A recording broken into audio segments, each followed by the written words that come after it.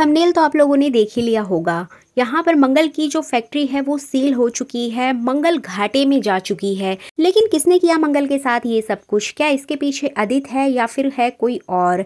आज इसी की फुल अपडेट लेकर आई हूँ मैं इस वीडियो में, इसलिए वीडियो को बिना स्किप के अंत तक ज़रूर देखिएगा। और अगर आप हमारे चैनल द फिल्मी रासलीला पर नए हैं तो सब्सक्राइब करना बिल्कुल भी ना भूलें। तो चलिए देरी ना करते हुए आज की इंटरेस्टिंग वीडियो को स्टार्ट करते हैं। जैसा कि आप जानते हैं कि मंगल शादी के खिलाफ थी ईशाना और आरव की, लेकिन अदित उनका साथ दे रहा था। तो इस तरह से आने वाले एपिसोड में आप देखेंगे कि अदित उन्हें एक कमरे से निकालकर इतने बड़े घर में लाके रख देगा और कहेगा कि ये तुम्हारा घर है, यहाँ पर रहो। अब जैसे कि मैं सारी चीज़ें आपको ऑलरेडी बता चुकी हूँ कि यहाँ पर मंगल ना चाहते हुए भी उन्हें घर में रख लेती है।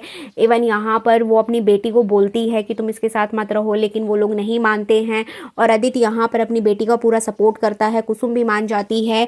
अब यहाँ पर जैसे कि बताया ही गया था कि आरव 50 लाख की डिमांड करता है और मंगल उसको 50 लाख और साथ में डाइवोर्स पेपर भी दे देती है। लेकिन आरव पहले तो पैसे लेने के लिए मान जाता है, लेकिन बाद में वो ईशाना को देखकर पलट जाता है और सारा ब्लेम मंगल के ऊपर डाल देता है कि तुम्हारी माँ ये शादी तोड़ने के 50 लाख रुपए मुझे दे रही हैं। मतलब कहीं ना कहीं वो सारा ब्लेम मंगल के ऊपर डाल देता है।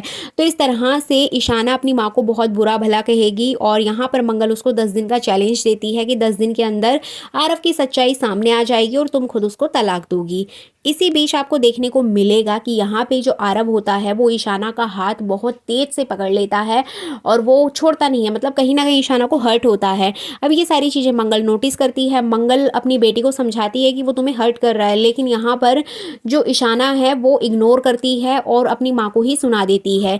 इसके बाद ईशाना और आरव अपने रूम में आते हैं और यहाँ पर इन दोनों की बातचीत आपको देखने को मिलेगी, जहाँ पर आरव ईशाना से कहेगा कि क्या मैंने तुम्हें कभी हर्ट किया है, मैंने तुम्हें कुछ दुख पहुंचाया है, तुम्हारी माँ ने ऐसा क्यों कहा। अब यहाँ पर ईशाना आरव को समझाएगी कि मेरी माँ ऐसी ही है, वो तुम्हें पसंद नहीं करती है, इसलिए उन्होंने ऐसा कहा है, तुम परेशान मत हो। हम एक काम करते हैं, हम इस घर में नहीं रहते हैं, हम तुम्हारे साथ तुम्हारे रूम पे चलते हैं।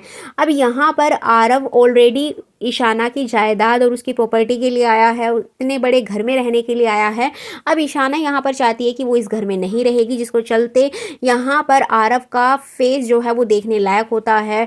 वो एकदम से नाराज हो जाता है ईशाना से और उसको समझाता है कि वो एक कमरे में नहीं रह पाएगी, जहाँ पर वो रहता है वहाँ पर दूसरे लड़के भी रहते हैं और एक कमरे में कैसे मैनेज होगा, मैं तुम्हें कहाँ लेकर जाऊँ। अभी मेरे पास रहने के लिए कोई घर नहीं है, इसलिए अच्छा होगा कि हमें यहीं रहते हुए एक दूसरे का साथ दें और जब तक मेरे घर का इंतजाम नहीं हो जाता हमें यहीं पे रहना पड़ेगा। तो इस तरह से कहीं ना कहीं वो ईशाना को समझाता है, लेकिन ईशाना नहीं मानेगी, वो अपना बैग पैक करने लगेगी।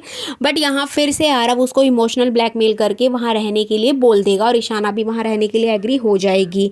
इस तरह से आने वाले एपिसोड में आप देख पाएंगे कि मंगल के पास फ़ोन आता है और यहाँ वो फ़ोन आएगा उसके ऑफिस से और ऑफिस में जैसे कि सब कुछ सील हो चुका है, पूरी फैक्ट्री बंद हो गई है और किसी ने मंगल के खिलाफ झूठी पुलिस कंप्लेंट करा दी है कि उसके खाने में मिलावट है और फूड इंस्पेक्टर आते हैं, वहाँ पे चेकिंग वगैरह होती है और मंगल की फैक्ट्री को बंद कर दिया जाता है जब तक कि जांच पड़ताल पूरी ना हो जाए।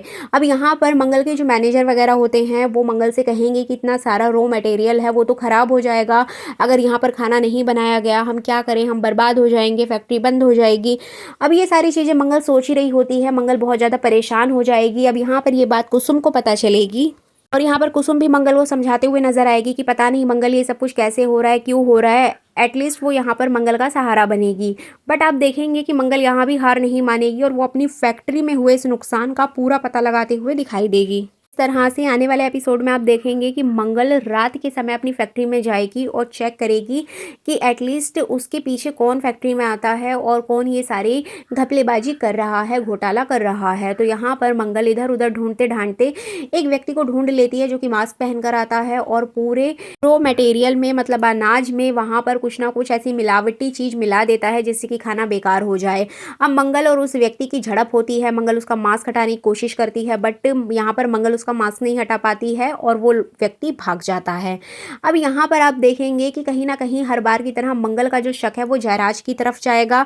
अब वो जयराज के ऑफिस में पहुंचेगी और वहां जाकर हंगामा करेगी, लेकिन यहाँ पर जयराज के जो मैनेजर वगैरह होते हैं वो मंगल को समझाएंगे बट मंगल नहीं मानने वाली है, सीधा उसके केबिन में जाएगी। बट यहाँ पर मंगल को पता चलेगा कि जयराज तो पिछले 1 वीक से यहाँ इंडिया में है ही नहीं, वो तो कहीं बाहर गया हुआ है। बट फिर भी मंगल को विश्वास नहीं होता है, उसका सारा शक यहाँ पर जयराज के ऊपर ही रहेगा। तो इस तरह से कहीं न कहीं मंगल हताश होकर अपने घर आएगी, कुसुम से फिर बात करेगी। अब कुसुम उसको दिलासा दिलाएगी कि मंगल सब ठीक हो जाएगा, तुम परेशान मत हो। तभी इसी बीच आपको देखने को मिलेगा कि यहाँ पर आदित्य के बॉडी पर, उसके फेस पर कुछ निशान बने होते हैं। मतलब कहीं न कहीं मंगल और आदित्य की जो झड़प हुई थी, मतलब उस व्यक्ति की जो झड़प हुई थी फैक्ट्री में, उसका सारा शक मंगल का जो भी है वो आदित्य के ऊपर जाएगा कि कहीं आदित्य जी ने तो ये सब कुछ नहीं किया। तो इस तरह से आने वाले एपिसोड में आप देखेंगे कहीं ना कहीं मंगल का पूरा शक उसके ऊपर जाएगा। बट यहाँ मंगल हार नहीं मानती है और अपनी फैक्ट्री को दोबारा रीस्टार्ट करने की पूरी प्लानिंग कर लेगी और वो लोगों के सामने, मतलब फूड इंस्पेक्टर के सामने सबूत रखने की कोशिश करेगी कि उसके साथ किसी ने धोखा किया है।